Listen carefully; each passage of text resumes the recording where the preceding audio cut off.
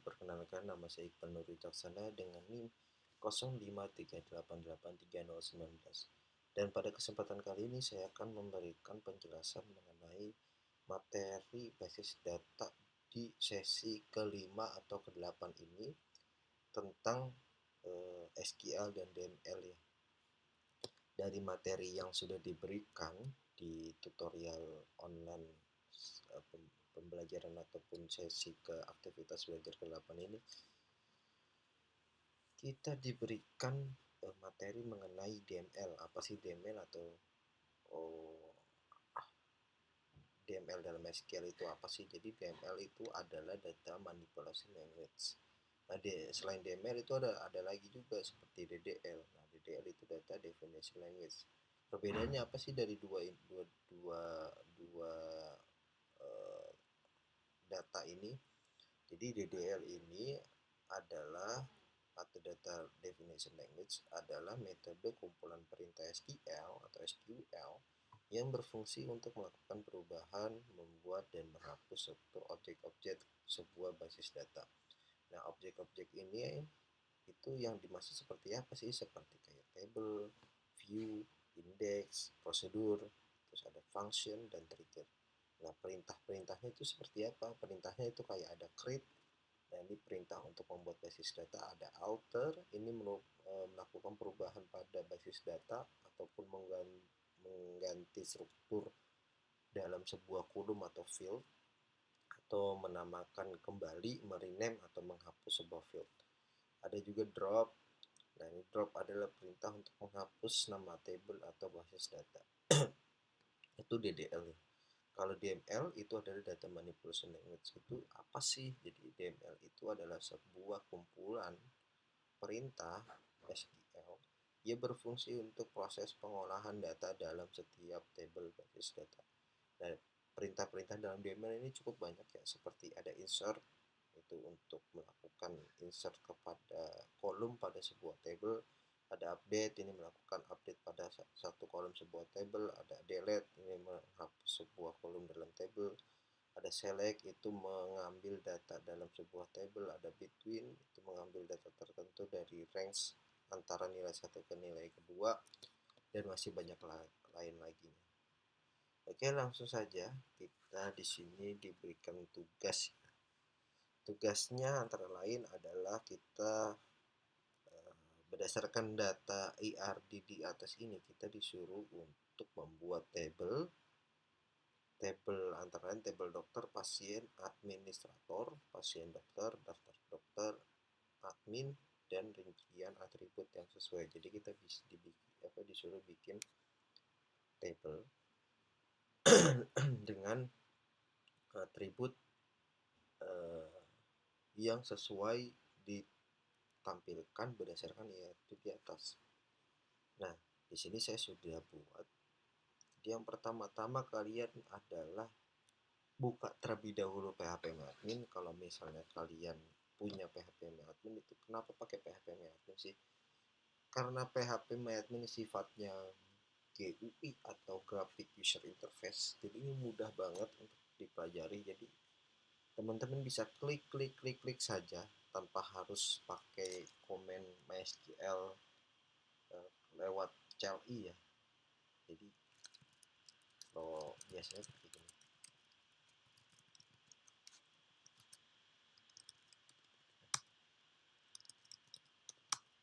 Nah, ini kan kalau misalnya lewat CLI kan seperti ini.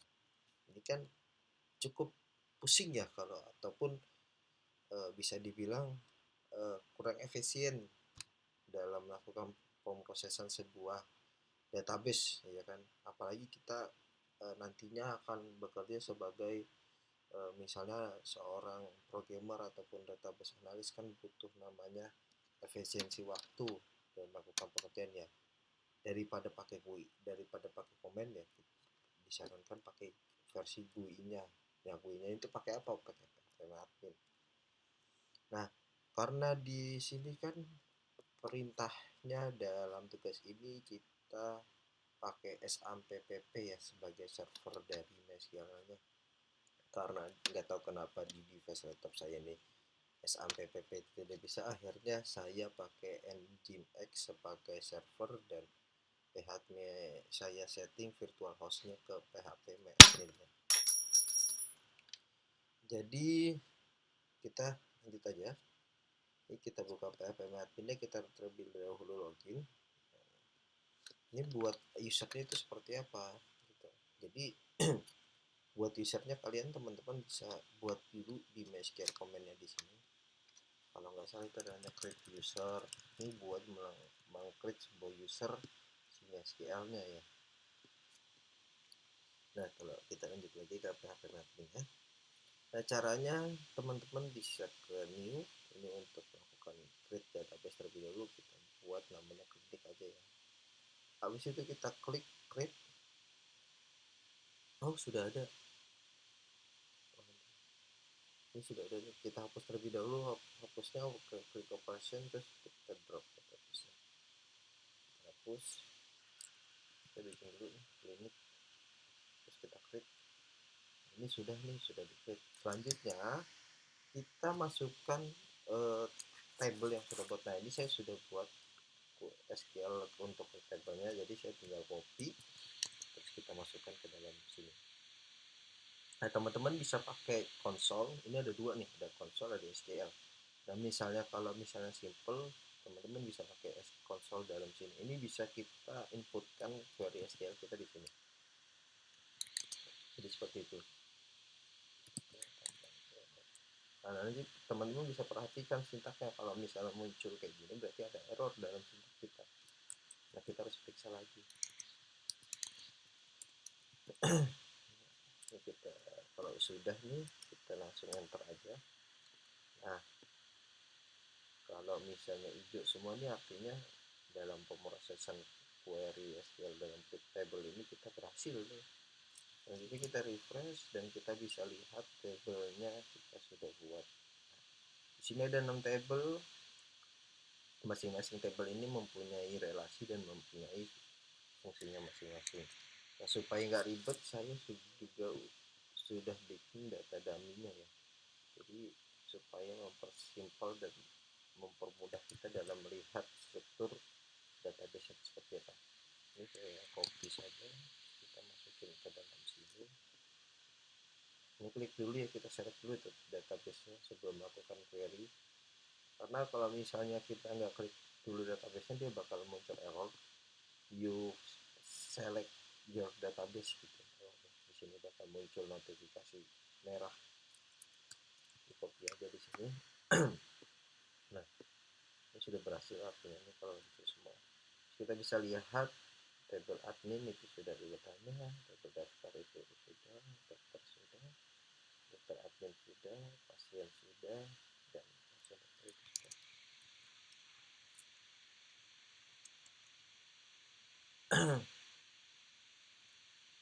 Nah, kalau kita bisa lihat di sini, ini sudah kita buat semua nih. Jadi kita jabarkan ya maksud dari pembuatan database dan nantinya ada diimplementasi ke sistem seperti apa. Jadi yang pertama dilakukan ialah admin ini nanti akan mendaftarkan atau menginput daftar pasien datang. Nah, seperti kolom-kolomnya yang diisi dalam pasien itu seperti apa sih? Jadi pasien dokter itu kita klik aja table pasien dokter. Di pasien maksudnya. Nah, seperti nama, alamat, dan jenis kelamin. Nah, setelah admin itu dia melakukan inputan atau registrasi ke pasien, selanjutnya ini kan bakal diperiksa ya. Jadi si admin ini nanti memberikan data ke dokter ya. Jadi berikan apa? Masuk ke mana lognya? Lognya masuk ke dalam table pasien dokter. Nah, nanti si admin ini bukan dokter ke pasien ini lah ya.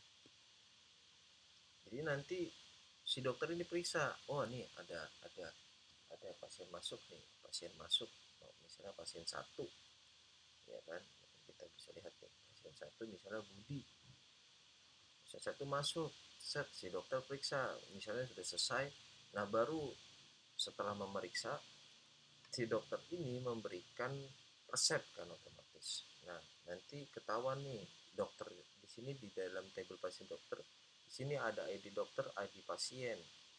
Nah nanti kita bisa lihat yang memeriksa pada ID pasien satu ini si dokter satu, ya kan, waktu periksanya di jam sekian dan resep obatnya ini obat apa nih.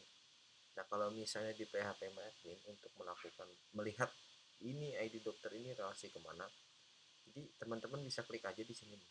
Kalau warna biru ini di sini ID dokter ini warna biru, artinya ID tersebut ada relasi nih ke table lain.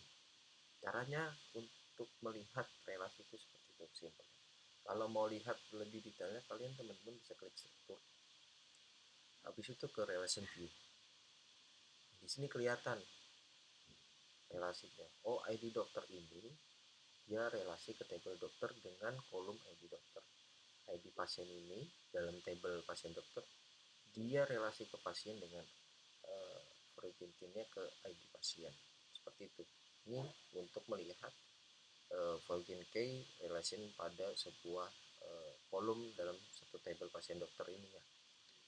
Nah, jadi ID dokter satu ini siapa nih ID dokter satu, ya kan, dokter A. Oh berarti si dokter A memeriksa pasien si ID pasien satu. ID pasien satu itu siapa? Oh si Budi, berarti dokter A ini memeriksa pasien bernama Budi. Nah setelah itu ya kan kita bisa lihat nah dokter admin ini nanti disimpan ya, disimpan ke dalam di sini kan dokter memeriksa pasien. Jadi setelah selesai itu administrator sudah selesai, nah nanti disimpan ke dalam dokter admin. Nah dokter admin ini kan udah ada nih dokter admin. Nah, jadi maksud dokter admin ini adalah ID dokter ini dikelola oleh admin siapa nih. Jadi ibaratnya dokter A ini yang ngelola siapa nih adminnya, misalnya kan mungkin setiap admin nanti akan mempunyai dokternya masing-masing. Jadi si admin itu tinggal input aja, oh si admin satu ini dokternya ada A B C D gitu. Jadi setiap admin ini mempunyai mengelola apa, setiap dokter itu mempunyai admin yang mengelola lah seperti itu. Jadi si dokter ini tugasnya ya hanya memeriksa saja ya, sesuai inputan dari si admin ini. Jadi kurang lebih seperti itu. Nah untuk melakukan DML, jadi kita misalnya melakukan grouping atau kita membuat menampilkan semua data pasien. Jadi select bintang pasien, select bintang from pasien, dan enter aja. Nah di sini ketahuan semua nih. Dalam tabel pasien ini di sini ada dua data doang.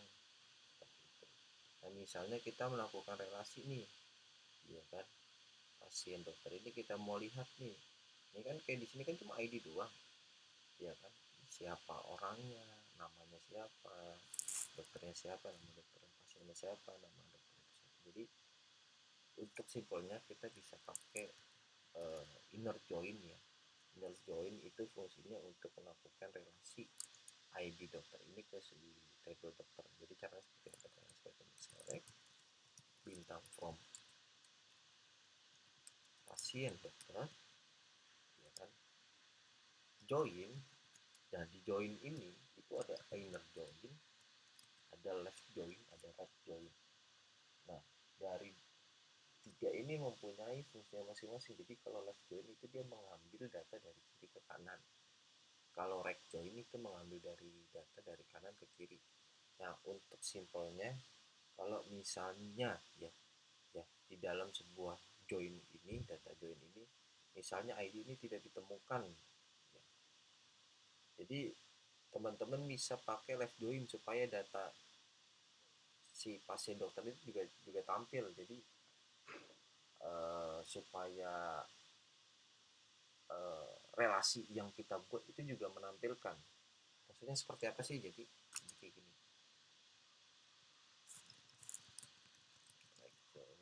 Teman-teman bisa aja searching. Saya jelasinnya cukup ribet ya. Jadi kalau untuk yang lebih detail itu pakai inner join ya, untuk mengembalikan semua tabel dan tabel kanan. Nanti teman-teman bisa lihat aja caranya di Google. Kita fokus lanjut ke sini. Misalnya kita buat inner join ke tabel mana tadi, tabel dokter ya, dokter on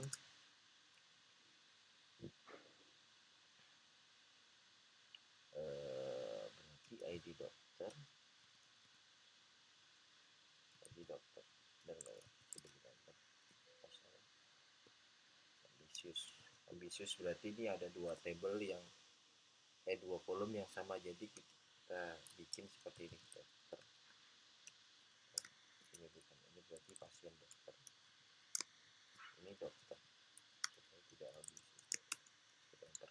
Nah, kelihatanlah di sini lah relasinya nih. Kita bikin relasi pasien dokter ini kan relasi kayak di dokter. Ini kelihatan nih. Oh, dengan ID sekian yang sama dengan si pasien dokter ini. Oh, ID pasien satu, di dokter satu. Ini dokternya namanya siapa? Lanjut lagi nih ke table pasien dulu, kita tambahkan aja berarti. Tinggal join lagi, tinggal join pasien.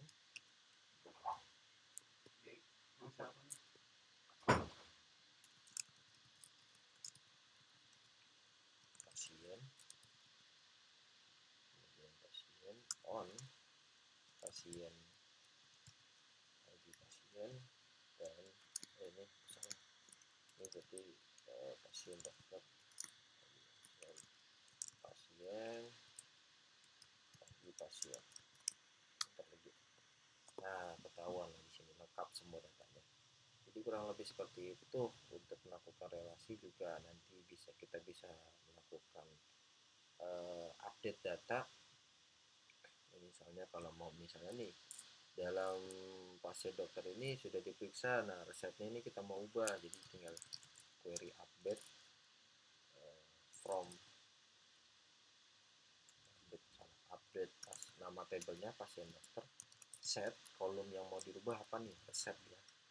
Terus value-nya apa yang mau dirubah nih, misalnya obat dari obat A untuk putih, jadi ini kita ganti jadi obat B ya, obat B. Nah, nanti setelah itu kita bikin query where, artinya ID dokter 1 dengan ID pasien 1 ini kita ubah resepnya. Jadi kita klik ID dokter 1 dan ID pasien 1. Kita enter ya, kita enter terlebih dahulu. Nah, ini sudah diupdate. Terus kita lihat lagi ke pasien dokter. Kita query aja di sini. Nah, sini sudah coba. Artinya apa sih dari query ini? Dari query ini artinya kita nge-update table pasien dokter dengan kolom kita setnya itu resep ya, kita ubah. Yang tadinya obat A untuk Budi kita ganti obat B untuk Budi. Yang dimana set where ini yang dimana di ID dokter 1 dan ID pasien 1. Jadi kita harus ngeset dulu kolom mana yang harus kita update. Nah, teman-teman bisa pakai ID, bisa pakai waktu periksa yang bersifat unik aja. Jadi kalau misalnya ada dua data yang sama, nanti dia bisa update dua-duanya gitu. Jadi disarankan setiap cyber itu mempunyai ID seharusnya. ID seperti pasien dokter ini mempunyai ID pasien. Jadi ketika untuk melakukan update delete itu dia tidak merubah data keseluruhan, seperti itu kurang lebih.